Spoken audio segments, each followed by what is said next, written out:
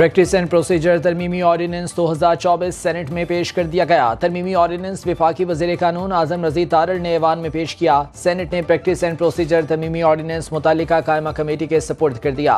Senator Talal Chaudhary का कहना था कि पिछले दिनों इस्लामाबाद पर कुछ लोगों ने चढ़ाई की, उनको गिरफ्तार कर लिया गया। रिहाई के बाद इन सरकारी मुलाजमीन को वज़ीर आला हाउस में हार पहनाए गए। इस्लामाबाद पर चढ़ाई करने वाले एक सूबे के सरकारी मुलाजिम हैं।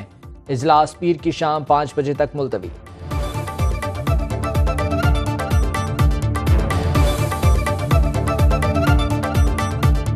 पिछले दिनों इस्लामाबाद पर एक चढ़ाई की गई। जिन लोगों ने ये चढ़ाई की वो गिरफ्तार हुए। उसमें बहुत सारे सरकारी मुलाजमीन थे। वो सरकारी मुलाजमीन कल ज़मानत पर रहा हुए। केपी के वज़ीर आला ने उन मुलाजमीन को 1 हफ्ते की छुट्टी, उनके गलों में हार पहनाए और कहा कि आपको वन स्टेप प्रमोशन दी जाएगी। On behalf of Minister for Interior, beg to introduce bill further to amend the Anti-Terrorism Act 1997, Anti-Terrorism Amendment Bill 2024. Sir, this may please be referred to the committee concerned. Security खदशात से निपटने के लिए हुकूमत का बड़ा फैसला। सिक्योरिटी फोर्सेस को किसी भी फर्द को गिरफ्तार करने के इख्तियार दिए जाएंगे। इंसदादी दहशत गर्दी एक्ट 1997 में तरमीम का बिल कौमी असम्बली में पेश। तरमीमी बिल के मुताबिक सिविल आर्म्ड फोर्सेस को दहशत गर्दी की सरगर्मियों में मुलव्वस अफराद को गिरफ्तार करने का इख्तियार दिया जाएगा। दहशत गर्दी की सरगर्मियों में मुलव्वस अफराद को 3 माह की तहवील में लिया जा सकेगा। तरमीमी एक्ट को मंजूरी से 2 साल तक नाफिजुल अमल तस्वुर किया जाएगा। कौमी असम्बली में बिल वफाकी वज़ीर कानून आज़म नज़ीर तारड़ ने पेश किया। कहते हैं हुकूमत कानून साजी के लिए मुकम्मल जिम्मेदारी से काम करती है।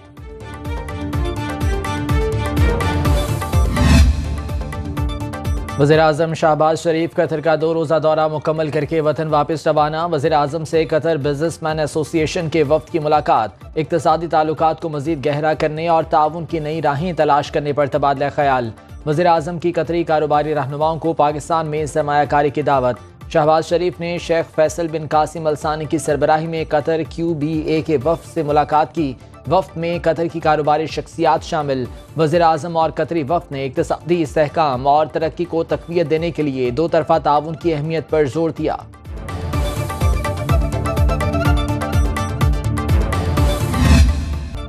कौमी एयरलाइंस की निजकारी एक बार फिर खटाई में पड़ गई। PIA की बोली की रिपोर्ट निजकारी कमीशन बोर्ड और निजकारी कमेटी को आज भिजवाई जाएगी, जिस पर वफाकी काबीना फैसला करेगी। काबीना अगर चाहे तो सिंगल बिडर से बोली बढ़ाने के लिए दोबारा मुज़ाकरात की हिदायत दे सकती है।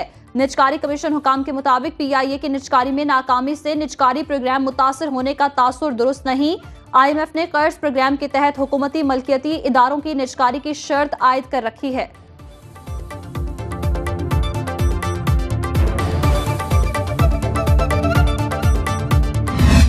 Thank you for having us all here.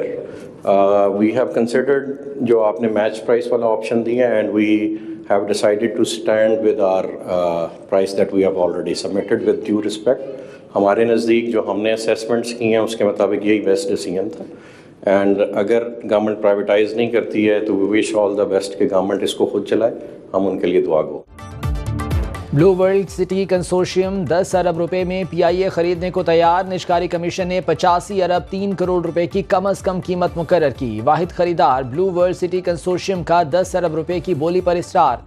Chairman Blue World City consortium Saad Nazir ने कहा 85 अरब रुपए में तो नई एयरलाइन खड़ी हो जाए। हुकूमत अगर निजकारी का इरादा नहीं रखती तो PIA खुद ही चलाए। ब्लू वर्ल्ड सिटी कंसोर्शियम की जानिब से चेयरमैन ब्लू वर्ल्ड सिटी साद नज़ीर ने बोली जमा कराई। निजकारी तकरीब में CEO ब्लू वर्ल्ड सिटी चौथी Nadeem Ejaz, CEO Blue Hills चौथी Naeem Ejaz, CEO Blue World aviation Maisam Raza और नुमाइंदा Blue World consortium Wali Mohammad भी शरीक हुए।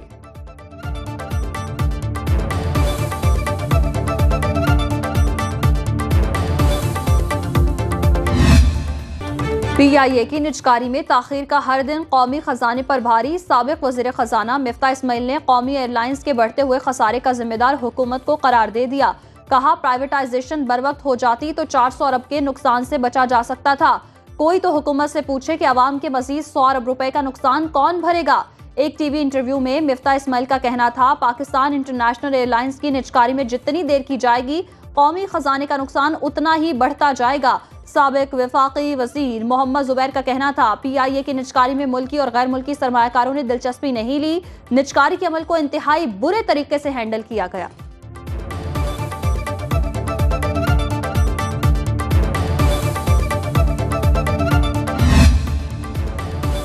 बाकमाल लोग, लाजवाब सर्विस, ये स्लोगन था कभी कौमी एयरलाइन का, और अब PIA की हालत जानने वाले कहते हैं कि ये दोनों बातें झूठी हैं। PIA आज दुनिया की बेहतरीन फजाई कंपनीज की फहरिस्त में है ही नहीं। पिछले 4 वर्षों से PIA का हर मुनाफा बख्श रूट बंद है। अमेरिका, बरतानिया और यूरोपीय मुल्कों के कई रूट्स बंद। पाबंदी सिविल एविएशन के जाली लाइसेंस, पायलट स्कैंडल के मुतालिक साबिक वजीर हवाबाजी गुलाम सरवर खान के बयान के बाद यूरोपीय एविएशन एजेंसी ने आयद की।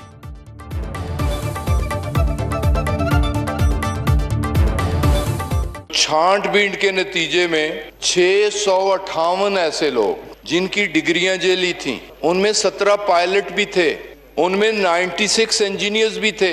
एक ऐसा इंजीनियर भी था जिसकी FSC की डिग्री भी जेली थी और उसकी BSc की डिग्री भी जेली थी। वो सिर्फ मैट्रिक पास था और फिर सिफारिश के साथ नौकरी दे दी गई। PIA के पास 30 तैयारे कम होकर अब 26 रह गए। जून में शुरू हुए निजकारी अमल के दौरान मजीद 4 तैयारे कम हो गए। ज़राए के मुताबिक 26 तैयारों में से भी 13 तैयारे पुर्जाजात ना खरीदने पर ग्राउंड हो चुके। इंतजामिया ने जानबूझकर खरीदारी नहीं की।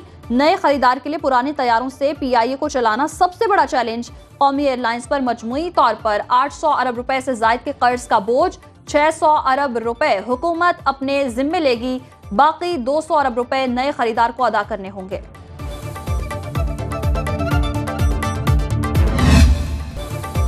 मुल्क में पेट्रोलियम मसनूआत की कीमतों में इजाफा। पेट्रोल 1 रुपया 35 पैसे महंगा, नई कीमत 248 रुपये 38 पैसे हो गई। हाई स्पीड डीजल की कीमत में 3 रुपये 85 पैसे इजाफा, नई कीमत 255 रुपये 14 पैसे मुकर्रर। पेट्रोलियम मसनूआत की कीमतों में इजाफे को अवाम ने मुस्तरद कर दिया। शहरियों का कहना था कि हुकूमत चाहती तो पेट्रोलियम मसनूआत को सस्ता कर सकती थी।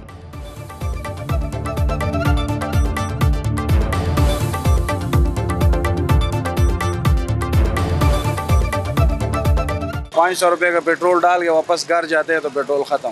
50,000 ਦੇ ਵਿੱਚੋਂ 10,000 रुपए ਤੇ ਹੀ पेट्रोल पवा लेना ठीक है, तो 15-16,000 रुपए ਦੇ घर नहीं चल रहे। ना कोई कारोबार रहा है ना काम रहा है, गवर्नमेंट आती है बस खाने पीने के अपने घर भरे और निकल गए। पेट्रोल ही इतना महंगा है तो खाने पीने की चीजें वो भी सब महंगी हुई हैं। पहले भी आवाम के ऊपर जुल्म के पहाड़ तोड़े जा रहे हैं। महंगाई की वजह से लोग यकीन करो एंजाइटी का शिकार हो चुके हैं। स्मोक बना रोग। लाहौर में ग्रीन लॉकडाउन, धुआं छोड़ने वाली गाड़ियों के खिलाफ एक्शन।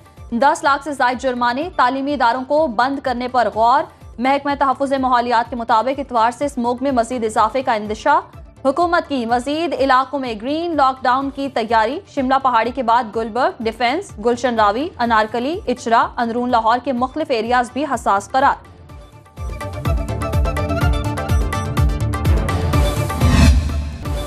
अदालत का लाहौर के इर्द गिर्द धुआं छोड़ने वाली गाड़ियों के खिलाफ कार्रवाई का हुक्म। लाहौर हाई कोर्ट में इंसदाद स्मॉग केस की समाअत।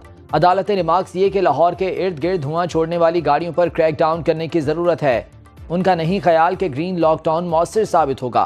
अदालत ने दफातर को हफ्ते के 2 रोज वर्क फ्रॉम होम का कहा था। इतवार के रोज मुकम्मल लॉकडाउन किया जिसके मुस्बत असरात आए। अगर स्कूलों के बच्चों को बसों पर पिक एंड ड्रॉप पर अमल दरामद हो जाए तो बेहतर होगा। अदालत ने कार्रवाई आइंदा हफ्ते तक मुलतवी कर दी।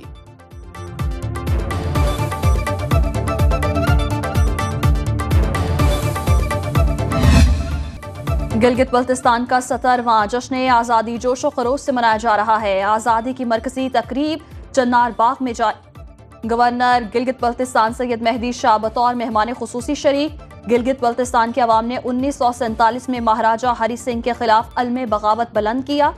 स्काउट और नौजवानों ने डोगरा कमांडर घनसारा सिंह को हथियार डालने पर मजबूर किया।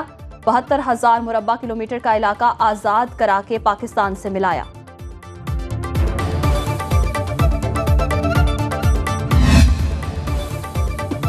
आज़ाद कश्मीर हुकूमत का बड़ा फैसला। अवामी इज्तिमात और एहतजाज पर नई पाबंदियां आयद। सदारती ऑर्डिनेंस जारी, फौरी निफाज। नए कानून के तहत आज़ाद कश्मीर में एहतजाज की खिलाफ वर्जी करने वालों को 7 साल कैद और फौरी नजरबंदी की सजा दी जाएगी। सदर रियासत बैरिस्टर सुल्तान महमूद ने ऑर्डिनेंस की मंजूरी दे दी।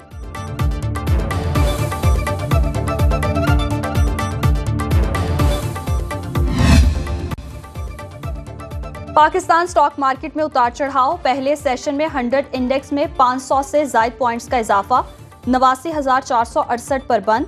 करेंसी मार्केट में रुपए की कीमत में 17 पैसे का इजाफा। इंटरबैंक में डॉलर की 277 रुपए 68 पैसे में ट्रेडिंग।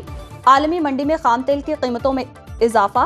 खाम तेल की कीमत $74.28 फी बैरल से तजावुज कर गई।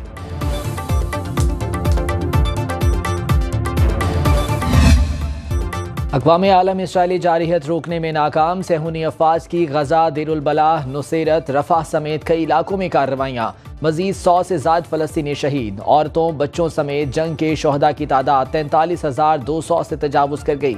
लबनान के मुख्तलिफ इलाकों में मजीद हमले, 45 शहरी शहीद। मरने वालों में अक़वाम मुत्तहिदा के हेल्थ वर्कर्स भी शामिल।